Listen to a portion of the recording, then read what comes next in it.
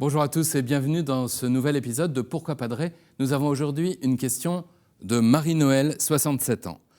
Prosélytisme est devenu un gros mot. Et pourtant, quand Charles de Foucault est parti pour l'Afrique, il voulait faire connaître Jésus aux Africains. N'était-ce pas du prosélytisme?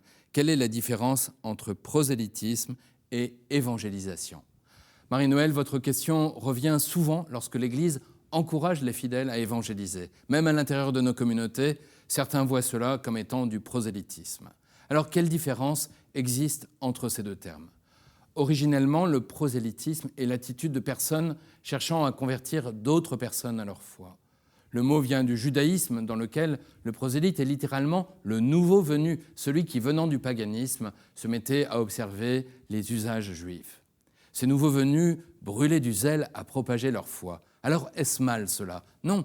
Mais il est vrai que le terme est devenu synonyme de réalité plus discutable. On appelle prosélyte aujourd'hui celui dont le zèle se déploie afin de rallier des personnes à une cause, souvent en imposant ses convictions ou en ayant recours à des artifices marketing pour le faire. On le voit ici, rien à voir avec l'évangélisation. Pourquoi? Pour deux raisons. La première, c'est que l'évangélisation ne se donne pas d'abord pour but de persuader quelqu'un de l'excellence de la foi chrétienne, mais de lui faire rencontrer le Christ vivant. La deuxième différence réside dans le fait que les chrétiens sont convaincus que Dieu seul peut toucher et convertir les cœurs. Celui qui évangélise est un pécheur qui se sait aimer, sauver et qui veut en témoigner. Le prosélyte, au contraire, ne croit qu'en ses efforts, ne cherche qu'à convaincre, sans laisser la place à Dieu. L'évangélisation demande un grand respect des personnes que l'on rencontre, car ce qui est en jeu nous dépasse.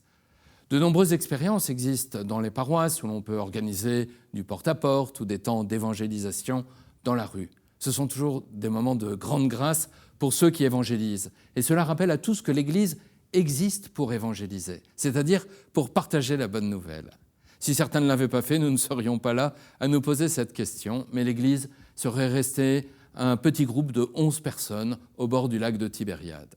Cet évangile qui est parvenu jusqu'à nous, restera-t-il enfermé dans notre cœur?